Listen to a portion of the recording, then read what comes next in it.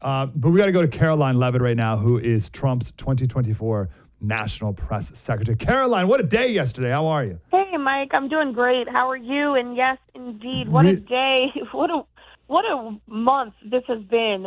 We've been in this city now for 6 weeks. Endless hours in the courtroom. We were in there 12 hours yesterday. It's unbelievable. Jeez. So I got to ask you. So yesterday we all saw Robert De Niro. We played a bunch of clips in the last hour. Then I saw some clips of you at the gaggle of microphones afterwards. And I was like, oh, this is awesome. We're going to talk to Caroline tomorrow. I got to know about your day yesterday. What was your day yesterday? So you land in New York City, and then what'd you do yesterday? Yes. So we came back yesterday. I had a 6 a.m. flight out of Boston. I went home to New Hampshire for the Memorial Day weekend. Came to the city. We show up to court like every other day that we've been here. And then we actually got tipped off by a nice, friendly source outside the courthouse. I won't say who to protect that person, but got tipped off that the Biden campaign was setting up for a press conference. So that was a nice morning surprise. So we informed the president about that. And, of course, he said, get your butts out there and go punch the back. So that's exactly what we did. They showed up with Joe Biden's spokesperson, Michael. I don't even know the guy's last name. Doesn't matter. And it was desperate. I mean, it was a JV looking campaign, and they put in their press release that it was going to be or a special guest. Robert De Niro rolls out of the van wearing a mask, shuffling to the microphones. We couldn't believe it. We were laughing to ourselves. And then he goes on an unhinged tirade about how if President Trump is reelected, the end of the world is going to come. That is literally what he said. And while he was speaking, car horns are honking. Someone's car alarm went off. Our protesters are out there chanting. It was fantastic. It couldn't have gone any worse for them. And then we got up there and we spoke the truth. And the fact that they were there really just proves that this entire trial has been political from the beginning. And they have denied that, even though it's so blatantly obvious that it is indeed political. But the fact that they showed up yesterday shows, first of all, they're panicking because Biden is losing and this whole trial is backfiring. So they came yesterday to set the stage again and reiterate their narrative that nobody believes. Politico ran an article yesterday, too, but one of them about how a pervasive sense of fear is running through the Democratic Party right now, which is weird because their political opponent might be found guilty of a crime and sent to jail today or tomorrow. You'd think they'd be thrilled, but still a pervasive sense of fear, according to Politico, going through. You said, so you're in trial, and then you said you heard that Robert De Niro, or that the Biden campaign was having a press conference, and then you were able to talk to Trump. How often are you able to talk to Trump during the trial? And like are there breaks and stuff? Is that when you were able to talk to him? How's that work? Yeah, so when we arrive in the morning, we usually try to get there about a half hour early so that the president can huddle with his lawyers, huddle with us. We give him the lowdown on the news of the day and whatever message we think he should drive, which he always is the decider on that, and we follow his lead. And then there's typically a morning break, but it's only about 10 minutes, and it's really just a bathroom break for everyone that's sitting in the courtroom. We huddle. We again brief him on whatever breaking news may have come. Then we get a lunch break. It's usually about an hour and 15 minutes. We all eat lunch in the hold room. And then he goes back in. Yesterday was unique because the judge really wanted closing arguments to wrap, and the prosecution, the Soros-backed prosecution, took 4.5 hours to wrap up their case. They were rambling and ranting. And look, Mike, I am not a lawyer. I feel like I should receive an honorary law degree for all of the time we've been spending in this courthouse after this trial. But it was so hard to follow the prosecution's closing argument yesterday. I can't imagine any juror sitting there thinking, yes, this is really driving it home for me. This is exactly what I needed to hear. I mean, there was so much doubt in what he was saying, and I think our defense team, Todd Blanche, did a really good job yesterday morning of sowing those seeds of doubt, of pointing out all of the holes in the prosecution's case. And it's really hard to imagine that that this jury could truly convict President Trump beyond a reasonable doubt of these crimes that he never committed. But it will be in their hands now. We head back to the courthouse this morning at 10 a.m., and it will be in their hands. And we hope that based on the lack of evidence they have seen over the last 6 weeks, they will do the right thing. So you told Karoline Leavitt, Trump's national press secretary.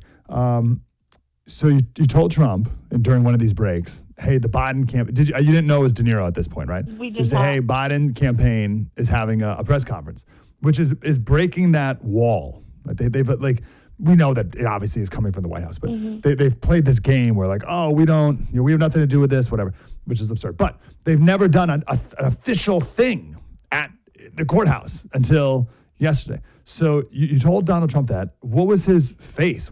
How did he react when he literally said, go punch back? He didn't really have a reaction. He just goes, really? All right, we'll go get him.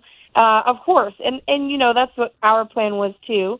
And he kind of just gave us guidance on what, the points he wanted us to emphasize out there. And so we went out there. And that's the thing about Donald Trump is he is the leader of this campaign. And he drives the message. We are just here to implement and execute the plans that he wants us to push. That is most definitely not the case when it comes to Joe Biden's campaign. I mean, the guy is probably sleeping half of the day. So you have his handlers and his staffers who are running the show. And it was just, like I said, it was really a failure for them.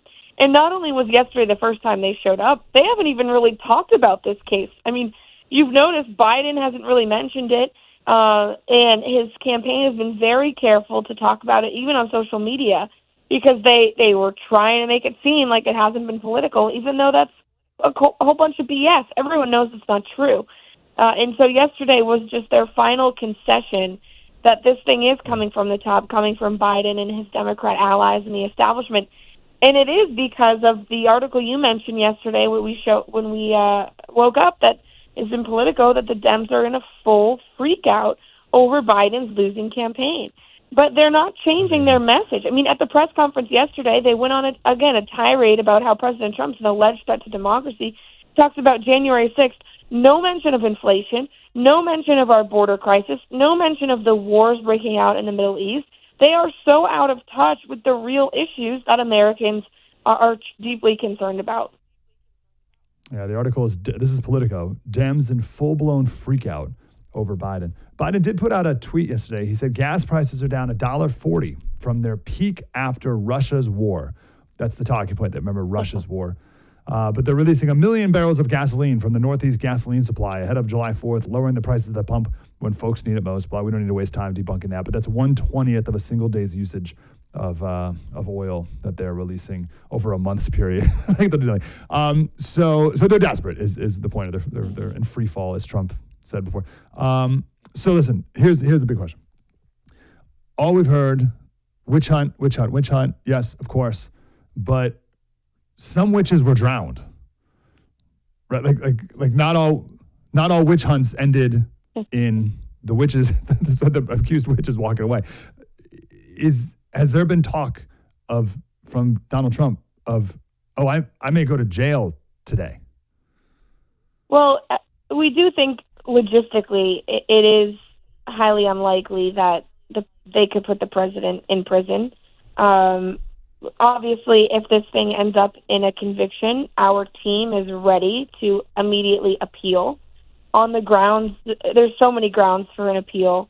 We filed a motion for a mistrial a couple of times throughout the trial just because of the blatant bias we've seen from the judge. We filed a motion for change of venue. They denied that. So we're hopeful that ultimately he will be vindicated of this and the appellate division will do the right thing. But certainly, certainly we've talked about that. I mean, this judge hates Donald Trump. It is very clear when you were in the courtroom. He has zero patience or graciousness for our team, but all of the patience in the world for the prosecution.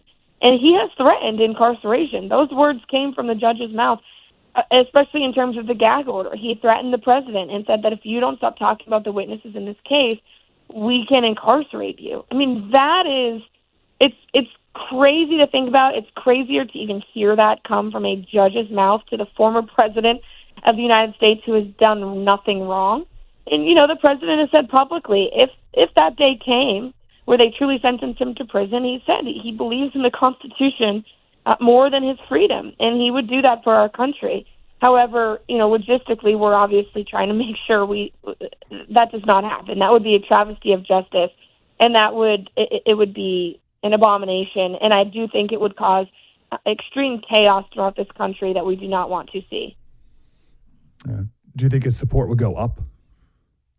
The man continues to defy the odds, so yes, I think that if people saw that image of him going to jail over absolutely nothing, over a trial that the majority of Americans, based on polls, already believe is blatantly political, yes, I do. I think that it would just prove how crooked and corrupt Joe Biden is, and it would rile people up even more to support the president, just like all of these indictments have, just like the impeachments did. I mean, when are the Democrats going to learn? You can throw anything you want at this man. He is not going to stop fighting to win in November.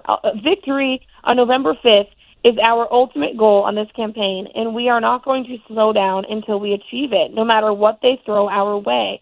And their hope was that this trial would weaken President Trump, would decline his support in the polls, and it has had the opposite effect. And I don't see that changing anytime soon.